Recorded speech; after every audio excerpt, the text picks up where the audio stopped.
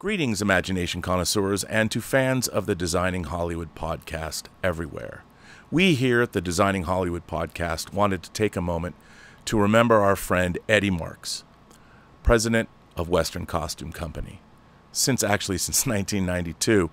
I've worked in the industry myself for 35 years, and I had been to Western Costume more times than I care to even admit.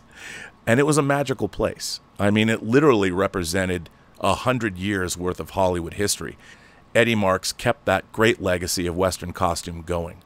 The Costume Designers Guild 892 had this to say.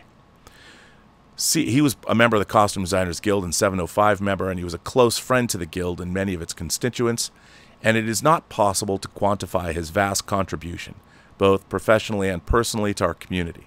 His father was a costumer, and Eddie went from being a costumer to a supervisor to a vice president, and then finally president of the legendary Western costume. He knew the business from the inside out and used this knowledge to support, employ, and serve many 892 and 705 members. He also volunteered on 705's executive board, where he helped with contract negotiations. Eddie is survived by his wife Debbie, his two sons Brandon and Garrett, and a grandson Aiden. He's also remembered by those he touched and the enduring legacy and heritage which he has protected and nurtured at Western Costume.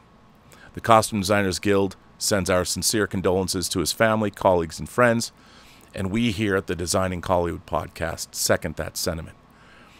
I'm kind of bummed out. I mean, I talked to Eddie about doing this Designing Hollywood documentary, and he was very, very supportive, and he was going to let us shoot there, and he was going to definitely support us in any way possible, and I was really looking forward to interviewing him, and I'm sad now that I won't be able to do that.